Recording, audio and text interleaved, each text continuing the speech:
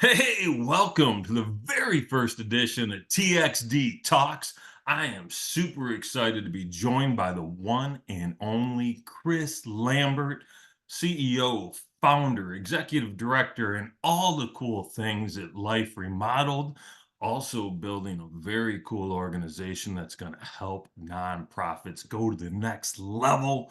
Chris spoke at TEDx Detroit 2015 and blew the crowd away.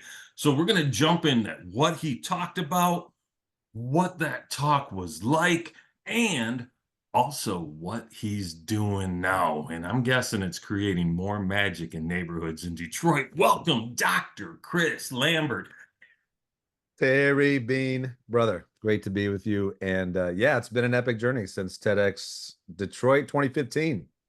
2015. For whatever reason, man, I thought it was 2017, but when I pulled it up yesterday on the YouTube, I was corrected. I Yeah, was all my correct. dates are off since 2020. I have to do research just like you did, man. But yeah, it was 2015, crazy year. Was 2020, was it 4 weeks ago or 40 years ago? I'm never really sure. I'm gonna have to ask Siri that one. It seems to vary, right? It seems like three lifetimes ago and 2019 was yesterday simultaneously. It's been a trip, man. It's been a trip. So let's talk about your talk, right? It was kind of steeped in the work you were doing at the time. Can you kind of walk us through a couple of the highlights? Yeah, the big idea was really surrounding Detroit neighborhoods are worth investing in, right? And I told a story of a particular individual. Her name is Karen Austin Hagerman, and how she lived in the community that we were helping to revitalize. And then we ended up collaborating and working together in this really dynamic way that was um, really transformative for all of us. And so the work that Life Remodeled, which is the organization that I lead, was doing at the time was we used to renovate existing high schools in Detroit that were experiencing significant challenges. And that particular talk was about a high school called Osborne High School on the east side of Detroit. And literally, when it rained outside, it poured inside the school because the roof was in such poor condition. There were trash cans filled with brown, moldy water, and just a number of issues. And the kind of scenario that if this building would have been north of 8 Mile, it would have been national news. But because it was in Detroit, it was just another day, right? And so that was the work we were doing at the time. And yeah, and the story centered around Karen and our interaction and our work together. I love the line when you were kind enough to ask if it was, culturally appropriate for you to be talking about her story, you as a non-African American person and her as one. And she pointed to your shirt and said, "You're not white, dude. What color is this?" And so, what she say, pigmentally challenged, I believe Yeah, was the word. pigmentationally challenged, maybe. And the shirt I was wearing was white.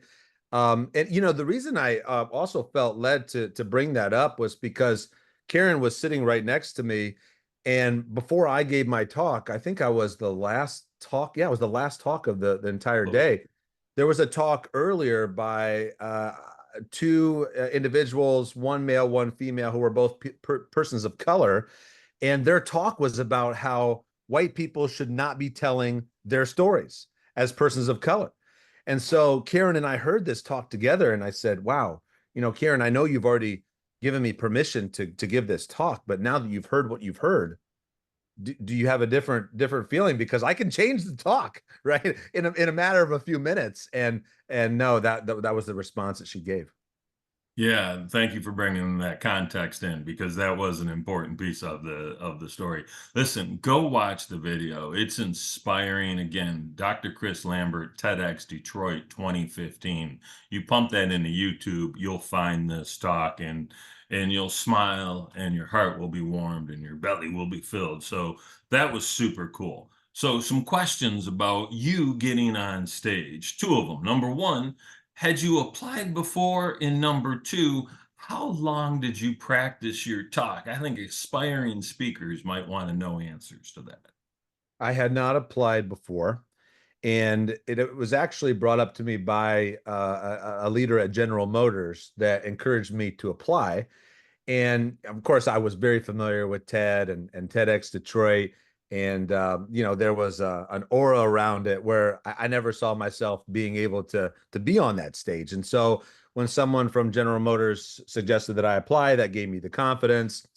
And it was a bit nerve-wracking because of the directions that I was given by you and Charlie about, hey, make sure this is a talk no one's ever heard before, and make sure it's wow and the best talk you've ever given in your entire life. And No one of the pressure. things about me as a speaker at that time was that I really did very little practice before talks, and I really focused a lot more on seeing the story and seeing the elements. And even to this day, even though my speaking has shifted a little bit in the way that I prepare, I try to visually experience what I'm talking about so that I'm truly present in the midst of the talk, because the last thing I want to do is deliver a speech that I wouldn't want to listen to, which any speech to me that feels wooden or like it's being read, or like it was memorized, to me doesn't feel really present. And so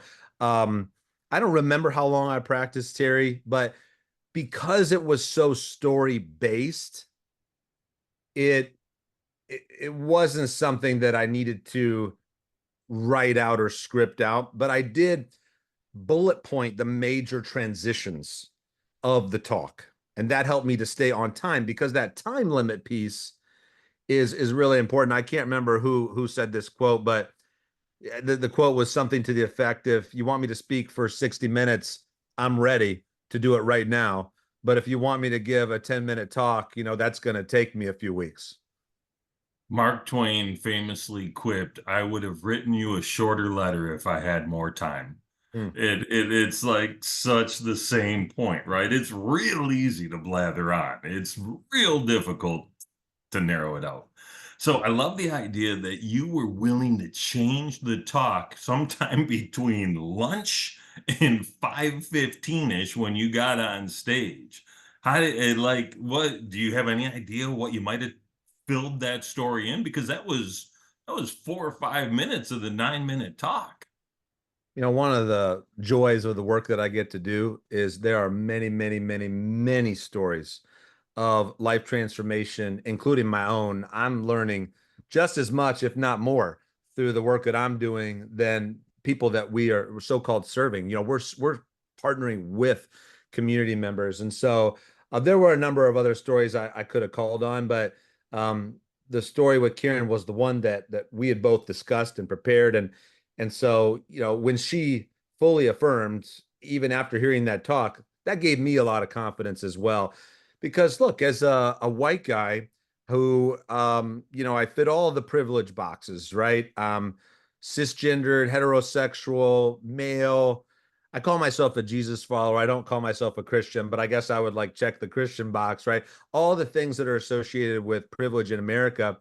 And at that time, I wasn't as aware of my privilege as I am now. So I've been on quite a journey since then, but I was a little bit aware of it, enough to know that this could go really bad, right? Me as a white dude talking about race, and particularly an African American female, and yeah, she gave me the confidence to do it. You were eloquent, you were smooth, you were the darn near divine up there with your storytelling. And I remember thinking while watching this again that I know you and I know that you are a man led by faith. But what I really admire and appreciate about you is you don't rub that in anybody's face ever, right? It's not, you're like the quintessential opposite of what I see as most Christians. And I appreciate the distinction between a Jesus follower and a Christian, because it's like, I don't feel any judgment around you. I don't, it's not like you're beating people with a cross.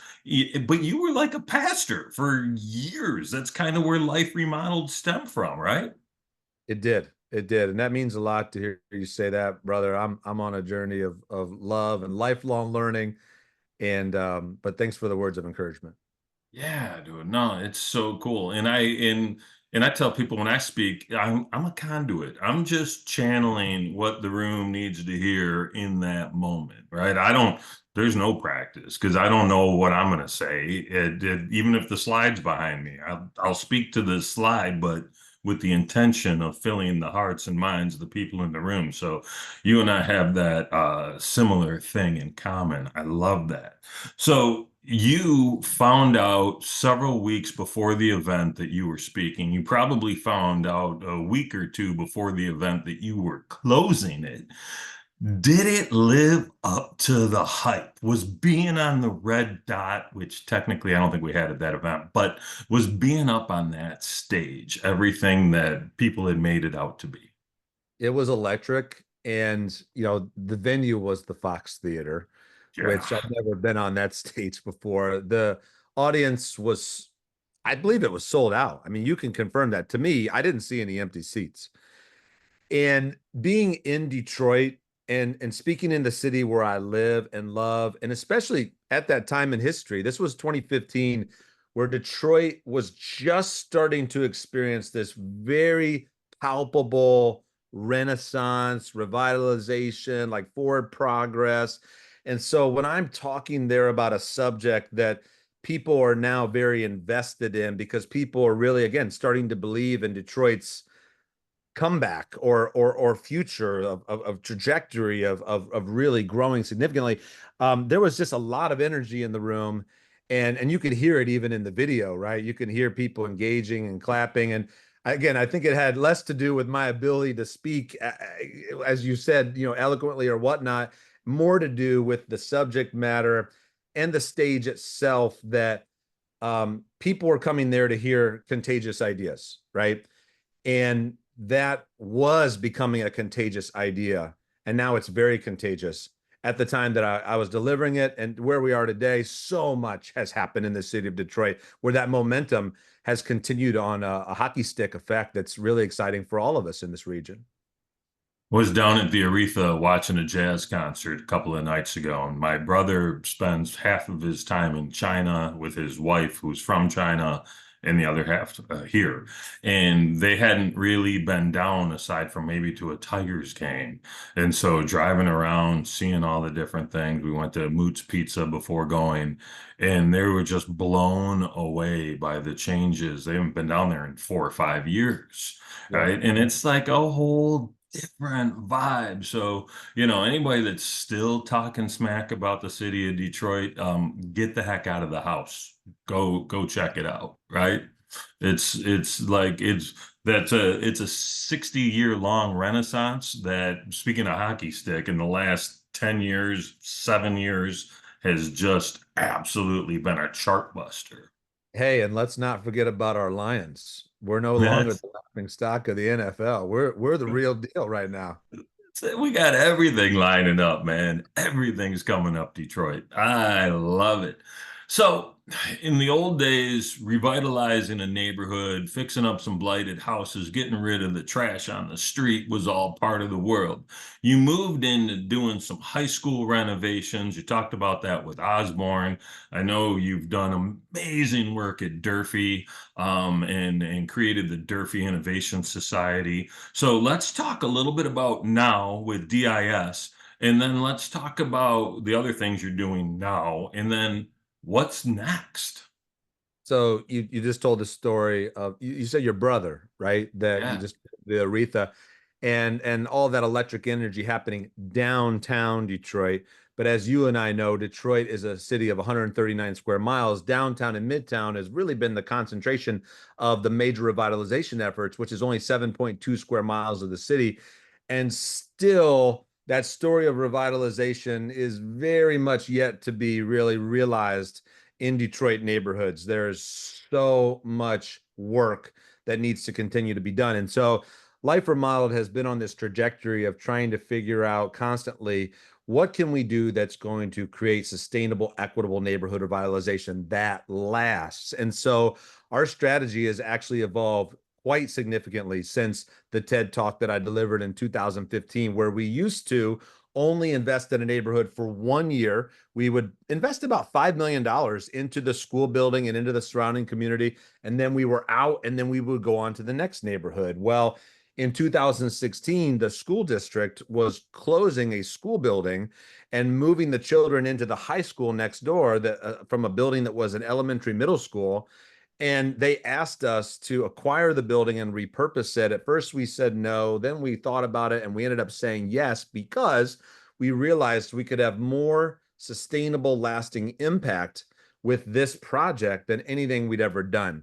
And what that project ended up turning into was an idea of creating a one-stop hub of opportunity for entire families to thrive. And before we began the project, we engaged in the neighborhood to break bread with community leaders and really meet as many community residents and students going into the school building, into people's homes to find out what kind of increased opportunities do they want in their community. And there were three things that rose to the top over and over and over. People said, we want more youth programs that are educational for children and youth. We want more workforce development initiatives that lead to sustainable, livable wage employment. And we want access to better health and wellness and community resources. And so what we committed to do was renovate the building in a really amazing way that goes way above and beyond the bare minimum standards. And you've been in the building and you can testify to that. And then we committed that we would go out and search for the best and brightest nonprofits that were providing those services and move them into the building and help them collaborate to move the needle in ways that none of us could ever do alone. And so that was the vision. That was in 2017 that we started the project, and we got the building to 88% occupancy in February of 2020. We talked about what happened in March.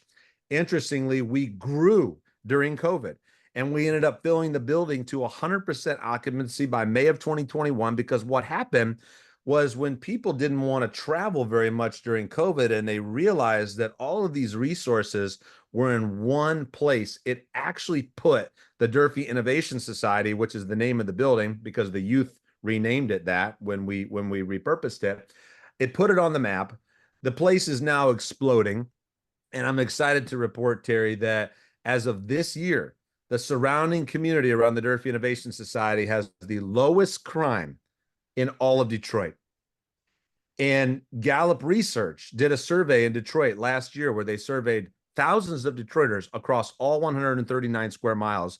And they were measuring Detroiters' perception of their ability to thrive based on the specific neighborhood they lived in. Our neighborhood surrounding the Durfee Innovation Society scored number 2 in all of Detroit. And the neighborhood that I live in is a historic neighborhood. We didn't even make the top 3, right? And so hope is rising. Lives are being transformed.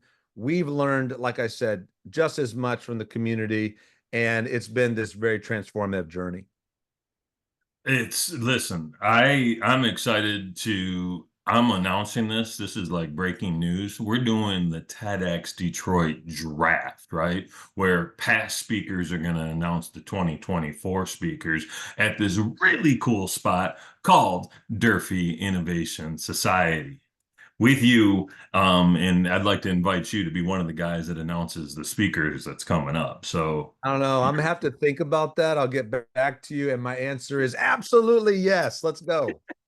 let me know, man. Have your people call my people. We'll get it figured out. No, I think that's going to be cool. And I want people to be able to see like sometimes people have a really bold and a grand vision, and then like you get in there and you're like, oh well, I see what you were trying to do.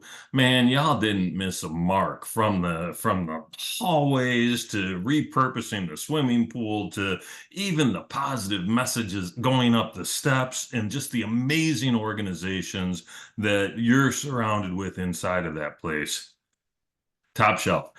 We're running low on time, so I want to be quick. I have two more questions. Yes, One's sir. real fast. Well, I have three technically. One's real fast. And I'll just ask you that now.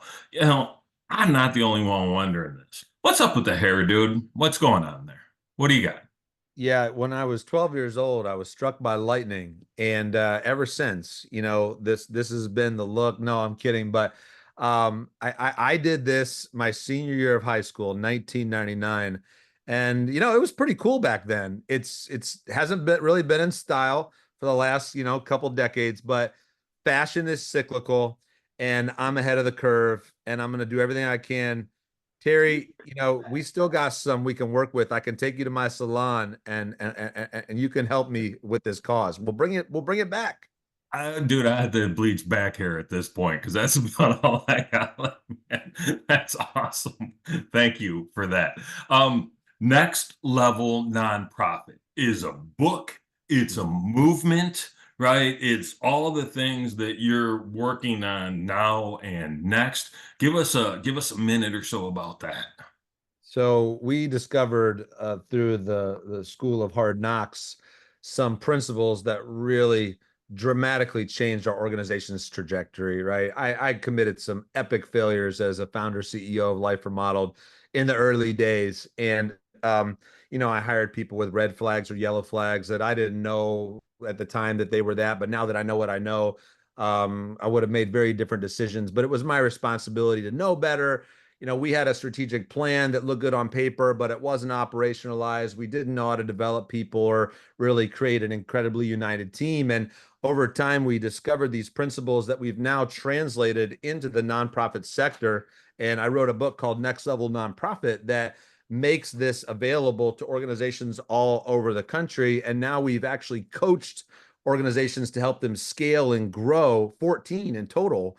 We're also outside of the state of Michigan now and looking to scale this around the country. So it's been very excited to see that how we can use our practical experience to help others by sharing our failures and what we've learned along the way. If you're on the board of a nonprofit, if you run a nonprofit, if you support and love a nonprofit, get them this book, read it yourself, highlight it, use the tips. And if you really want to take your nonprofit to the next level, reach out to Dr. Chris Lambert because there's some cool stuff that they do. The book is absolutely brilliant. Couldn't recommend it enough and have shared it with some of the nonprofits that I love because, listen, the more impact that these organizations create, the better the lives of all of us are. Last question. This is an easy one, Dr. Lambert. How do people find you? Our website is liferemodeled.org, liferemodeld.org. And if you want to look at Next Level Nonprofit, it's nlncoaching.org. nlncoaching.org. There's some resources on that right there that people can use, right? They Yeah, can all start. kinds of videos, tutorials, how to run the best weekly leadership team meeting you've ever experienced, how to create a two-page strategic plan, how to know if you have the right person in the right seat in the organization, what to do about it, a number of tools. Yeah, so get thee there.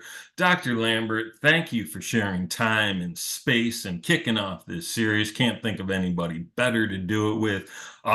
Dude, you're beyond awesome. Detroit is lucky that you left Indiana to come hang out with us, and we're super grateful that you've adopted us as your home. Thank you. Brother, much love right back at you. And I can't wait to do the first ever TEDx Detroit draft together. Let's go. Let's go, man. I'll see you in a couple of weeks. Stay with me for a minute. All right.